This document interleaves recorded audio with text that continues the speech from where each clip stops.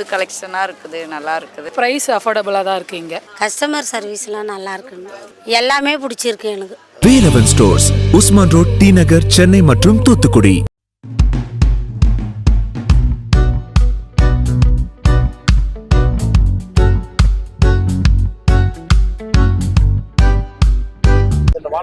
நன்றி. எப்படி நான் பாக்குறீங்க? குறிப்பா வந்து என்ன விமர்சனம் வைக்கிறாங்கன்னா, சீமானும் சினிமால தான் வந்தாரு, விஜய் சினிமால தான் வந்தாரு, ஆனா விஜய் மட்டும் விமர்சனம் பண்றாங்க அப்படின்னு. அதான் சிந்திக்கிறது யாரு சிஎம் ஆகுறாருன்னு நான் கூட நான் ஒரு படம் எடுக்கிற படம் தான் அதில் டைலாக் வச்சிருந்தேன். ஏன்னா ஃபர்ஸ்ட் சினிமாவை பாடமாக்கணும், ஏன்னா அப்பதான் தெரியும் மக்களுக்கு சிந்திக்கிறது யாரு சிஎம் ஆகுறதுன்னா. நடிகருங்கிறவர் வந்து சிந்திக்கிறவர் கிடையாது, அவர் வந்து உணர்வை உள்வாங்கி வெளிப்படுத்துறவர் தான். சிந்திக்கிறவர் தான் படைப்பாளி. அப்ப அவர் சமூகத்தை எல்லாத்தையும் பத்தி சிந்திக்கிறவர். அப்ப சீமான வந்து சிந்திச்சவர். அவர் தான் தம்பின்னு ஒரு படம் எடுத்தாரு. அந்த தம்பிங்கிற படம் என்ன படம்? தலைவரை பத்தின படம்.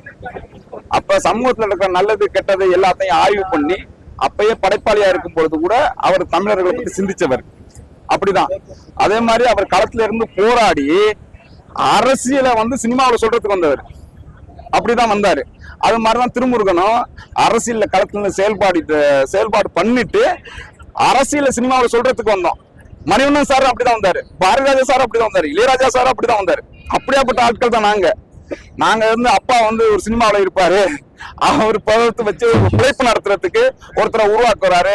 மக்கள் வெள்ளத்துல இருந்து அப்படி வந்தவர் கிடையாது இல்ல. அப்படி வந்து மக்களுக்கு ஒரு பிரச்சனை களத்துல போராடி பண்ணிட்டு ஓட மாட்டோம். அது புரியுதுல்ல, அதான் ரெண்டுக்குமான வித்தியாசம்.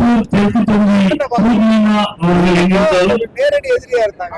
ஆமா, நீங்க ரெண்டு பேரும் சேர்ந்து எதிர் அவங்கள வந்து எதிர்த்து பேசாம இப்போ என்டிகே டிவிகேன்னு சண்டை வரும்போது இது ஈஸியா திமுக வின் பண்ண ஒரு வாய்ப்பு. நீங்க அப்படி பார்க்க கூடாது. எதிரி வந்து நீங்க வந்து ஒரு ஹீரோன்னா ஒரு வில்லன் தான் இருக்குன்னு நினைக்கிறீங்க. நீங்க ஒரு ஹீரோன்னாக்க 4-5 வில்லன் கூட இருக்கும். இப்ப தமிழ் சமூகத்துக்கு வந்து வில்லன்கள் வந்து வேறு வேறு பேர்ல இருக்கிறாங்க. அது ஒண்ணுதான் திராவிட முன்னேற்ற கழகம், அனைத்து இந்திய அண்ணா திராவிட முன்னேற்றம், தாவேகா, அப்புறம் பிஜேபி, அப்புறம் காங்கிரஸ், இப்படின்னு எல்லாமே வந்து எதிரி நிலைப்பாடு தான் இருக்கு. தமிழருக்கு ஆதரவு நிலைப்பாடு யாரும் எடுக்கிறாரு? அப்படி ஒருத்தர் இல்லல்ல. அப்ப அத்தனை பேரும் நம்மளுக்கு எதிரி தான். அப்ப நம்ம கதாநாயகனா இருக்கிற நம்ம, ஒரு ஹீரோவா நிக்கிற நம்ம, களத்துல நிக்கிற ஒரு போராளியா நிக்கிற நம்ம, அவர் கண்ணுக்கு முன்னாடி அவர் பழகுனவர் பார்த்தவர் அப்படியெல்லாம் பார்க்க முடியாது. ஏறி நின்று அடிச்சிட வேண்டியதான். அதுல வந்து அவர் என்ன முன்னாடி வந்தாரு பின்னாடி வந்தாருன்னு. அவர் பழைய ஆளு எதிரி, இவர் புது ஆளு எதிரி. அவர் நண்பரா இருக்கணும்னு பார்த்தோம். ஆனா அவர் வந்து 14 இங்க பாருங்க, சும்மா சாதாரணமும் கிடையாது. 1.5 லட்சம் பேர் உயிர் தியாகம் பண்ணி, 60,000 பேர் மாவீரர்கள் உயிர் தியாகம் பண்ணி, ஒரு தலைவன் தன் நாட்டை தன்னோட குடும்பத்தை மொத்தத்தையும் இழந்துட்டு அதன் மூலமா விழிப்பு பெற்று வந்த கட்சி நாம் தமிழர் கட்சி. அதுல நம்ம நாதியத்து நிக்கிறோம், நம்மளுக்கு ஆள் இல்ல அப்படின்னு உருவான கட்சி. அதுல இன்னைக்கு வந்து 36 லட்சம் பேர் நிக்கிறான்.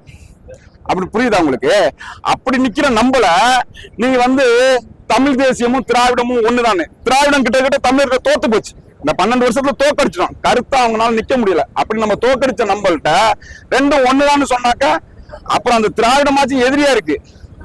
இது வந்து நம்மள வந்து அழிக்க வீழ்த்த பாக்குது. அது பிறப்போக்கும் எல்லாம் வைக்கணும், நாம் தமிழர் வச்சிருந்தத வச்சுக்குது, மஞ்சள் சிவப்புங்கிறத வச்சுக்குது.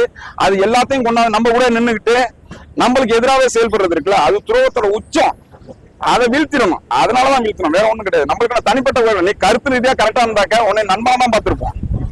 நீ பகைவனோட உச்சமா இருக்கிற, அதனால உன்னை பகைவனை பார்க்கணும், வேற ஒண்ணும் கிடையாது. நன்றி நன்றி.